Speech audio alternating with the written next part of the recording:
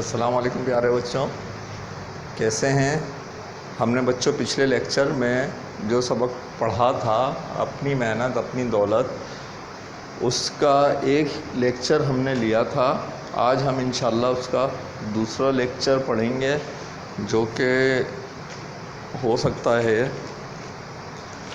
بلکہ ہو کیوں سکتا ہے، یقیناً اس کا آخری لیکچر ہے۔ 2 لیکچر میں ہمارا یہ سبق پورا ہو جائے گا۔ چھوٹا سبق ہے، ٹھیک ہے۔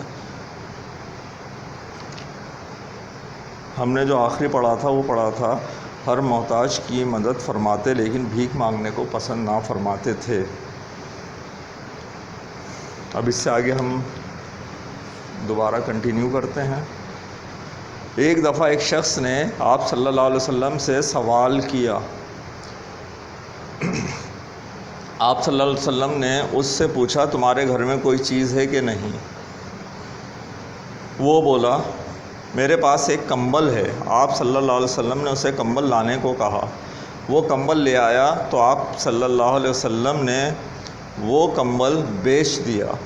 کمبل کی قیمت دے کر اسے حکم دیا کہ ان پیسوں سے کلہاڑی خریدو، جنگل سے لکڑیاں کاٹ کر بیچو اور محنت کر کے روزی کماؤ۔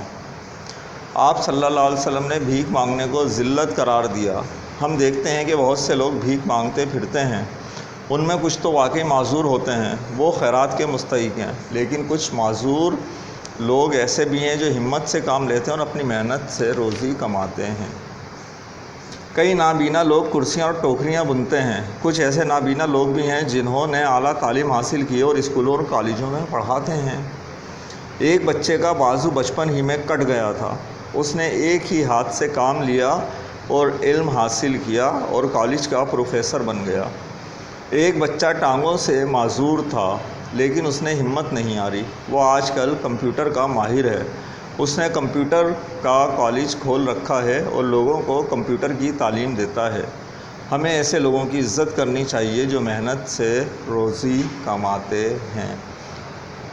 جی ہاں بچوں، ہمارے پاس اس معاشرے میں جہاں پر ایسی مثالیں ہیں کہ دونوں ہاتھ اور پاؤں سے صحیح طریقے سے کام کرتے ہوئے لوگ بھیک مانگتے ہوئے نظر آتے ہیں، لیکن اس کے باوجود ہمیں اسی معاشرے میں ایسی مثالیں بھی ملتی ہیں کہ جن کو دیکھ کر ہر شخص دینے پر بھی تیار ہو جائے اور وہ سوچتا ہے کہ یہ تو مستحق ہے، لیکن وہ شخص کسی سے بھیک لینا پسند نہیں کرتا، بلکہ خود کام کرتا ہے، محنت کرتا ہے اور سوچتا ہے کہ وہ اس کنڈیشن میں کیا کر سکتا ہے۔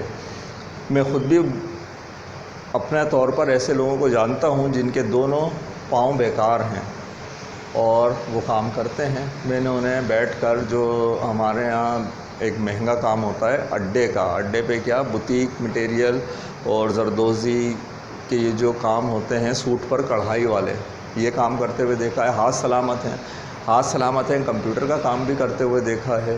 یہاں تک کہ وہ آنے اور جانے کے لیے بھی کسی کے محتاج نہیں ہوتے، بلکہ انہوں نے گاڑی ایسی بنائی ہوئی ہے، موٹر سائیکل کو میکینک سے اس طریقے سے اس کی ایڈجسٹنگ کرائی ہے کہ وہ ایک ویل کے بجائے سائڈ پر سپورٹ کے لیے دوسرے ویل لگے ہوئے ہیں، وہ اس پر بیٹھ کر اسٹارٹ کرتے ہیں، بس صرف ہاتھوں کی مدد سے انہیں چلنا ہوتا ہے، بیٹھنا ہوتا ہے اور اپنا کام کر رہے ہوتے ہیں۔ اسی طریقے سے پچھلے دنوں بھی ٹی وی کے اوپر بھی، اب تو ہمارے پاس میڈیا بڑا تیز کام کرتا ہے، تو اس پر دکھایا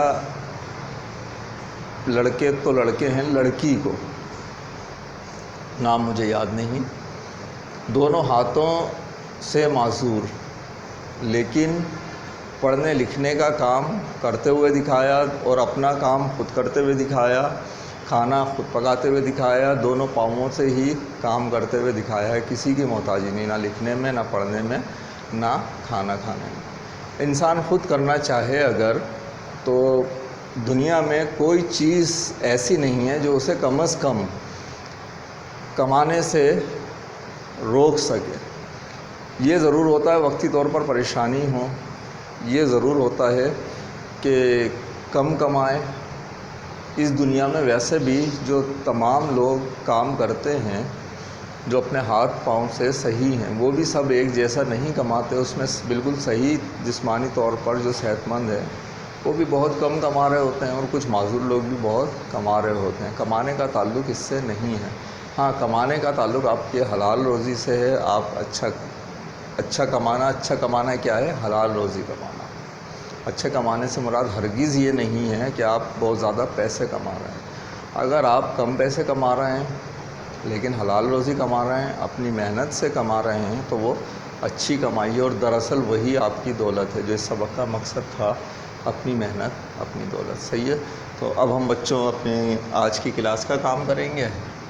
کلاس ورک لیجیے. آپ لوگ اپنی کاپی اور لکھنے کا سامان سنبھالیں، لکھنا شروع کر دیجیے. میرے ساتھ ساتھ سوال لکھیں، پڑھ کر سوال لکھیں، سمجھیں اور اس کے مطابق جواب لکھتے چلے جائیں. پھر اس کے بعد تھوڑا ہوم ورک ہوگا ہمارا. ہم لوگوں نے کل سوال کیا تھا، لکڑہارے نے حاتم کو کیا جواب دیا. اگلا سوال ہے،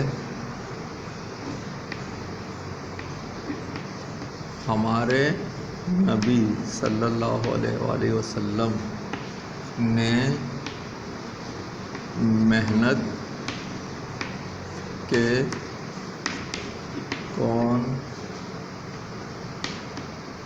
کون سے کام کیے. اس سے اگلا سوال ہے،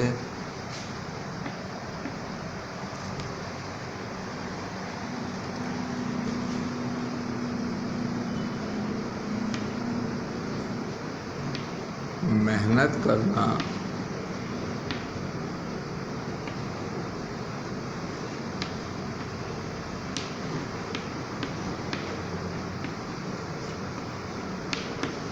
کیسی بات ہے؟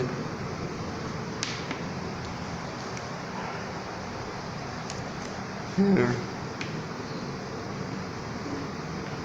بھیک مانگنا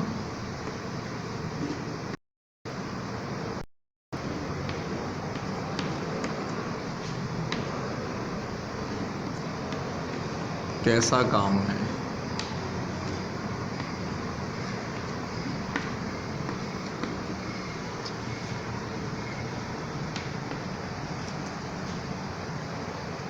کے مستحق کون لوگ ہیں؟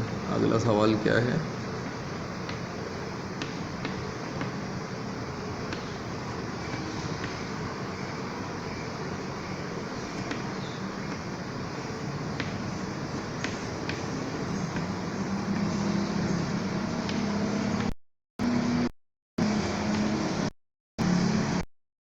چار سوال ہیں بچوں. 2 منٹ ہاتھ روک کر ذرا بات سن لیجیے گا توجہ سے، پھر آپ اپنا کام کرتے رہیے گا.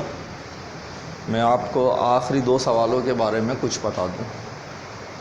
پہلا تو یہ بھیک مانگنا کیسا کام ہے. اب آپ بچوں بڑی کلاس میں تقریباً آ چکے ہیں، تیسری کلاس آپ کی چل رہی ہے.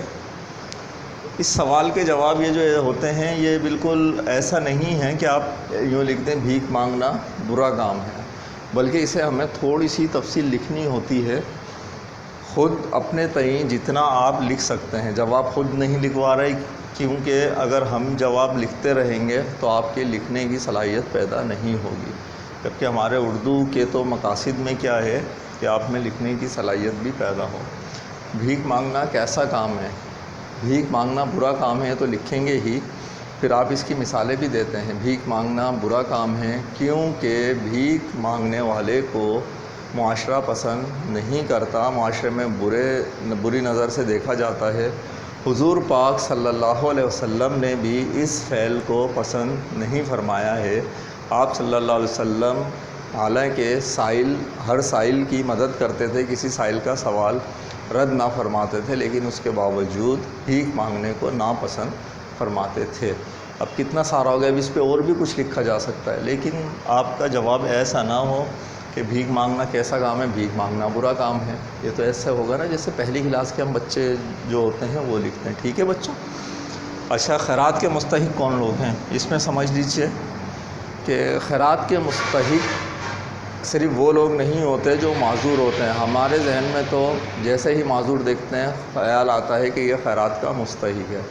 خیرات کے مستحق لوگ ایسے بھی ہوتے ہیں جو بظاہر تو ہمیں ہاتھ پاؤں سے سلامت نظر آ رہے ہیں، لیکن کسی ناگہانی آفت اور مصیبت کی لپیٹ میں آ گئے، اب وہ خیرات کے مستحق ہیں۔ مثلا کوئی شخص اچھا بھلا کام کرتا کماتا ہوا ہے اور وہ کسی بڑے نقصان کی لپیٹ میں آ گیا اور فوری طور پر اس کے وسائل نہیں ہو پا رہے کہ وہ اپنی فیملی کے اخراجات پورے کرے، کیونکہ جو شخص اچھا کما رہا ہوتا ہے اس کے بچے بھی پڑھ رہے ہوتے ہیں، اخراجات اس کے تھوڑے زیادہ بھی ہوتے ہیں، بچے جس اسکولوں میں لگے ہوئے ہیں فیس کیونکہ وہ خود بھرنے کی استطاعت رکھتا ہے، اچھے اسکول میں بھی پڑھ رہے ہوتے ہیں، پھر دوسرے اخراجات جو ہوتے ہیں وہ بھی اسی حساب سے ہوتے ہیں۔ لیکن اچانک ایسے حالات پیدا ہو گئے کہ وہ فی الحال اس کے آمدنی کا ذریعہ یا ذریعہ معاش رک گیا ہے، تو اس وقت ہمیں اس کی مدد کرنا چاہیے، وہ مستحق ہے۔ صحیح ہوگا وہ خود 2 4 5 لوگوں کو دینے کے قابل ہوتا ہے، لیکن اچانک ایسا ہو جاتا ہے، یا کوئی آفت آ گئی، قدرتی آفت آ گئی، مصیبت آ گئی، زلزلہ آ گیا، اس میں گھر گرا، سب تباہ ہو گیا، کاروبار تھا اس کا وہ تباہ ہو گیا، یا دکان تھی آگ لگ گئی، اس میں سارا مال جل گیا، جب تک وہ دوسروں سے اپنے ریسورسز سے لے گا یا انشورنس کرائے تو انشورنس آئے گا، اس میں کچھ ٹائم لگ جاتا ہے۔ تو اس وقت ایسے شخص بھی جو کاروباری ہوتے ہیں، بزنس مین ہوتے ہیں، اپنی شاپ ہوتی ہے یا اپنا کاروبار چھوٹا موٹا کر رہے ہوتے ہیں، وہ بھی کیا ہو جاتے ہیں، مستحق ہو جاتے ہیں۔ اب آپ کو اس میں سے جو نظر آئے آپ اپنے طور پر لکھیں گے کہ خیرات کے مستحق کون کون لوگ ہوتے ہیں۔ ٹھیک ہے بچوں، یہ ہمارا کلاس ورک۔ اب ہم تھوڑا سا ہوم ورک لیتے ہیں۔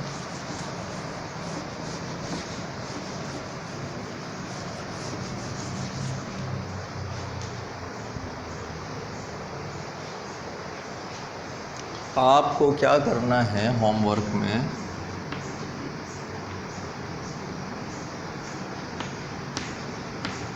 محنت کے بارے میں بھی ہم نے بہت ساری بات حضور پاک صلی اللہ علیہ وسلم کے فرمان دیکھے۔ اب ہم نے کیا کرنا ہے، ایک مضمون لکھنا ہے یا صرف چھوٹا سا پیراگراف لکھ لیں۔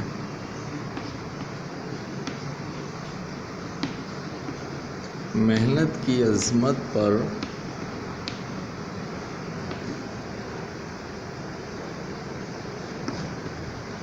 ایک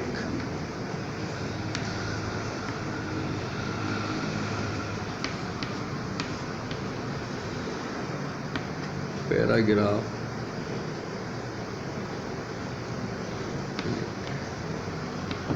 ٹھیک ہے بچوں، یہ آپ کا ہوم ورک ہے۔ انشاءاللہ اگلے لیکچر اور اگلے سبق کے ساتھ ملتے ہیں۔ اللہ حافظ۔